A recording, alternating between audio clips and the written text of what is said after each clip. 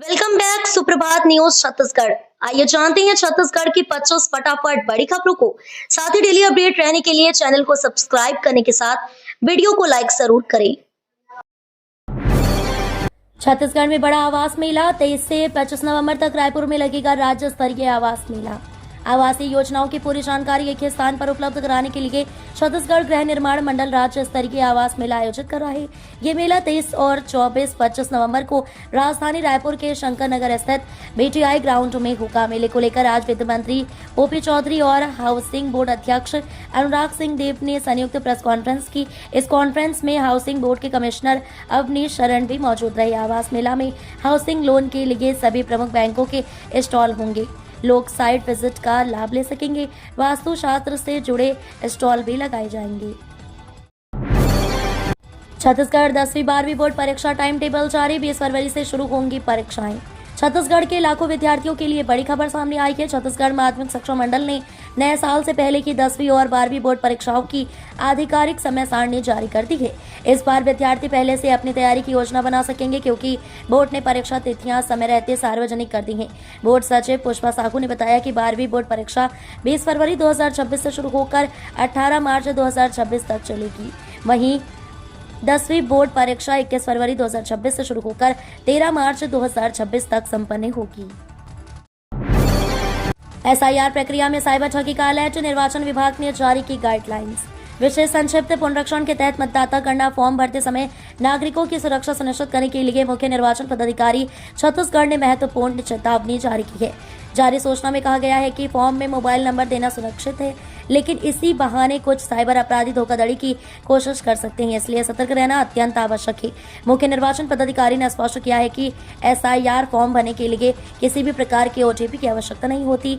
ना तो कोई अधिकारी, न कर्मचारी और न ही बीएलओ ओटीपी मांगते हैं। 23 को देशव्यापी प्रतिरोध दिवस मनाएंगे नक्सली। माओवादी केंद्रीय कमेटी ने सरकार पर लगाए गंभीर आरोप। बस्तर के सबसे चर्चित नक्सली कमांडर मांडवी हिड़मा की मौत अब एक नए विवाद में बदल गई है। नक्सलियों की केंद्रीय कमेटी की प्रवक्ता अभय ने प्रेस नोट जारी कर सरकार और सुरक्षा एजेंसियों पर गंभीर आरोप लगाए हैं। उन्होंने इस पूरे घटनाक्रम को फर्जी मुठभेड़ बताते हुए 23 नवंबर को देशव्यापी प्रतिरोध दिवस मनाने का ऐलान किया गया है। अभय का दावा है कि हिड़मा इलाज के लिए विजयवाड़ा गया था, जहां उसे पकड़कर सरेंडर कराने की कोशिश की गई। सुरक्षा बल हिड़मा को जीवित सरेंडर कराना चाहते थे, लेकिन असफल होने पर उसे और उसके साथ मौजूद 6 अन्य नक्सलियों को मार दिया गया। नई कलेक्टर गाइडलाइन को लेकर रियल एस्टेट सेक्टर में भारी विरोध। छत्तीसगढ़ सरकार द्वारा पूरे प्रदेश में अचानक नई कलेक्टर गाइडलाइन लागू किए जाने के बाद जमीन की सरकारी दरों में 20 से 300% तक की वृद्धि कर दी गई है। ये नई दरें 20 नवंबर से प्रभावी हो गई हैं, जिसका सीधा असर रजिस्ट्री शुल्क और स्टाम्प ड्यूटी पर पड़ रहा है। इससे जमीन खरीदना और बेचना पहले की तुलना में काफी महंगा हो गया है। नई गाइडलाइन के कारण रायपुर, बिलासपुर, दुर्ग, भिलाई से लेकर अंबिकापुर सहित कई जिलों में जमीन, प्लॉट और मकानों के दामों में भारी बढ़ोतरी दर्ज की गई है। रियल एस्टेट कारोबार से जुड़े लोग इसे उद्योग, शहरीकरण और आधारभूत संरचना पर सीधा प्रभाव मान रहे हैं। छत्तीसगढ़ में डीजीपी कॉन्फ्रेंस 28, 29 और 30 नवंबर को देश भर के डीजी रहेंगे मौजूद। छत्तीसगढ़ में पहली बार डीजीपी कॉन्फ्रेंस होने जा रही है। 28, 29 और 30 नवंबर को होने वाले डीजीपी कॉन्फ्रेंस में देश भर के डीजी मौजूद रहेंगे। कॉन्फ्रेंस की खास बात यह है कि तीनों दिन प्रधानमंत्री नरेंद्र मोदी और गृह मंत्री अमित शाह कॉन्फ्रेंस में रहेंगे। इस दौरान देश की आंतरिक और ब्रह्म सुरक्षा को लेकर महत्वपूर्ण चर्चा होगी और पॉलिसी भी 1-to-1 आला अफसरों से चर्चा करेंगे। गृह मंत्री विजय शर्मा ने प्रेस कॉन्फ्रेंस में छत्तीसगढ़ में होने वाले डीजी कॉन्फ्रेंस को लेकर चर्चा की। गृह मंत्री विजय शर्मा ने कहा कि छत्तीसगढ़ में पहली मर्तबे डीजी कॉन्फ्रेंस होने जा रही है। रेलवे स्टेशन में सायरन बजते की मचा हड़कंप। रेलवे एनडीआरएफ की टीम ने शुरू किया बड़ा ऑपरेशन। भिलाई के बीएमवाई रेलवे यार्ड पर अचानक तेज सायरन गूंजते ही यात्रियों में अफरा तफरी मच गई। कुछ ही पलों में स्टेशन के हर प्लेटफॉर्म पर भारी सुरक्षा तैनात कर दी गई थी और रेलवे एनडीआरएफ की टीमें एक बड़े ऑपरेशन में जुट गई। कुछ ही देर में ये साफ हुआ कि दक्षिण पूर्व मध्य रेलवे और एनडीआरएफ की संयुक्त टीम ने भिलाई के बीएमवाई यार्ड में रेल हादसे जैसी स्थिति बनाकर हाई इंटेंसिटी मॉक ड्रिल शुरू की, जिसमें आग, डिरेलमेंट और रेस्क्यू का रोमांचक अभ्यास किया गया। रेलवे प्रशासन की नियमित प्रक्रिया के तहत ये अभ्यास कर्मचारियों को आपदा की वास्तविक परिस्थितियों में किए जाने वाले राहत एवं बचाव कार्यों के तौर तरीकों से अवगत कराने के लिए आयोजित किया गया। जेईई व नीट के लिए फ्री कोचिंग काउंसलिंग, 100 विद्यार्थी चयनित। बालोद जिले के होनहार बच्चों को अब जिला प्रशासन जेईई व नीट की निःशुल्क कोचिंग देगा। इसके लिए गुरुवार को इन विद्यार्थियों की काउंसलिंग की गई। 50 नीट एवं 50 जेईई के लिए विद्यार्थियों का चयन किया गया। आगामी 25 नवंबर से लाइवलीहुड कॉलेज में आवासीय कोचिंग दिल्ली के एक कोचिंग सेंटर की ओर से दी जाएगी। जिले में इस तरह की पहल पहली बार की जा रही है, लेकिन ये पहल विद्यार्थियों के लिए बड़ी राहत भी है। छत्तीसगढ़ के कोपरा जलाशय को मिलेगा रामसर स्थल का दर्जा। वन एवं जलवायु परिवर्तन मंत्री केदार कश्यप के निर्देश पर छत्तीसगढ़ के बिलासपुर जिले में स्थित कोपरा जलाशय को राज्य सरकार ने प्रस्तावित रामसर स्थल घोषित करने की दिशा में बड़ी पहल की है। प्राकृतिक और मानव निर्मित विशेषताओं से युक्त ये जलाशय पूरे क्षेत्र के लिए जल संसाधन, सिंचाई और जैव विविधता का महत्वपूर्ण केंद्र माना जाता है। वन मंत्री कश्यप ने उम्मीद जताई है कि कोपरा जलाशय के रामसर स्थल बनने से क्षेत्र को राष्ट्रीय व अंतर्राष्ट्रीय स्तर पर पहचान मिलेगी। गौरतलब है कि कोपरा जलाशय मुख्य रूप से वर्षा जल और आसपास के छोटे नालों से भरता है। HIV रिपोर्ट की जानकारी अब केवल डॉक्टर रख सकेंगे, फाइलों पर नहीं होंगे चिन्ह। शासन ने अस्पताल में इलाज के दौरान HIV मरीजों की गोपनीयता बनाए रखने के लिए गाइडलाइन जारी की गई। ये गाइडलाइन तत्काल प्रभाव से लागू भी कर दी गई है।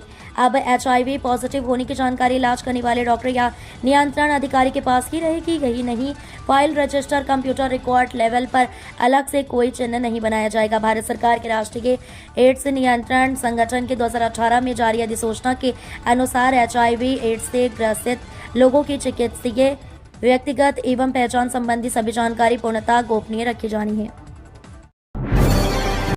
सूरजपुर में घटिया सड़क डामरीकरण देखकर भड़की मंत्री लक्ष्मी राजवाड़े, PWD SDO को लगाई फटकार। छत्तीसगढ़ की महिला एवं बाल विकास मंत्री लक्ष्मी राजवाड़े अपने विधानसभा क्षेत्र में 16 करोड़ लागत से बन रही सड़क का घटिया निर्माण देखकर भड़क गई। ग्रामीणों की शिकायत पर सड़क का निरीक्षण करने पहुंची मंत्री ने घटिया निर्माण कार्य देखकर PWD के SDO को दोबारा डामरीकरण कराने का निर्देश दिया। PWD के SDO ने स्वीकारा कि गलती हुई है। मंत्री ने कहा कि वे दोबारा सड़क देखने आएंगी और सड़क बढ़िया मिलनी चाहिए। ये सड़क कई पहुंच विहीन गाँव को जोड़ती है। NH किनारे उड़ती धूल से जनता परेशान, नगर पंचायत ने 2 राइस मिल संचालकों को थमाया नोटिस। जरहा गांव नगर पंचायत ने धूल फैलाने और आम लोगों को परेशानी में डालने पर नेशनल हाईवे किनारे स्थित मित्तल राइस मिल एवं दुर्गा राइस मिल को नोटिस जारी किया है। 3 दिनों के भीतर संतोषजनक जवाब नहीं मिलने पर नियमानुसार कार्रवाई की चेतावनी दी गई है। नगर पंचायत की ओर से राइस मिल संचालकों को जारी नोटिस में कहा गया है कि मिलों से निकलने वाले धूल कण लगातार हवा में फैलते हैं, जिससे सड़क से गुजरने वाले राहगीरों, दोपहिया चालकों और आसपास के निवासियों को काफी परेशानी हो रही है। स्कूल समय में शराब पीकर पहुंचे और निर्वाचन ड्यूटी में की लापरवाही, प्रधान पाठक और 2 सहायक शिक्षक निलंबित।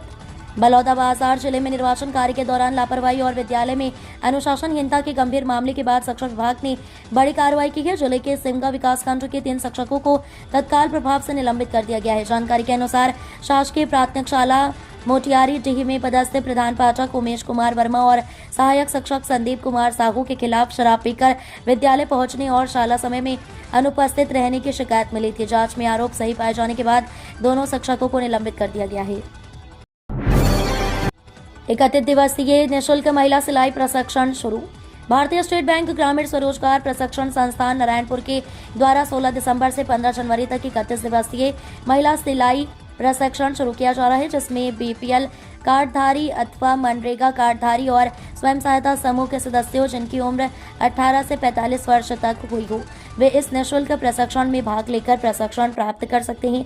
इच्छुक अभ्यर्थी योग्यता प्रमाण पत्र यदि हो तो परिचय पत्र, Aadhaar card, ration card, MNREGA job card, जाति निवास प्रमाण पत्र, बैंक पासबुक, पैन कार्ड और पासपोर्ट साइज 5 फोटो के साथ कार्यालय भारतीय स्टेट बैंक ग्रामीण स्वरोजगार प्रशिक्षण संस्थान गरांजी में उपस्थित होकर पंजीयन करा सकते हैं। घर बैठे धान विक्रय का नया दौर, तुहर टोकन ऐप से किसानों को मिली बड़ी राहत। खरीफ विपणन वर्ष 2025-26 में छत्तीसगढ़ सरकार ने धान उपार्जन को सुगम और पारदर्शी बनाने के लिए तुहर टोकन मोबाइल ऐप शुरू किया है, जो किसानों के लिए वरदान साबित हो रहा है। धान खरीदी तिहार के बीच इस डिजिटल नवाचार ने उपार्जन केंद्रों में लगने वाली भीड़, समय की बर्बादी और पारंपरिक जटिलताओं को काफी हद तक कम कर दिया है। मुख्यमंत्री विष्णुदेव साय के निर्देश अनुसार प्रदेश भर में लागू की गई इस व्यवस्था से किसान अब अपने मोबाइल से कुछ ही मिनटों में धान विक्रय के लिए टोकन निकाल पा रहे हैं और निर्धारित समय पर आसानी से केंद्र पहुंचकर धान बेच रहे हैं।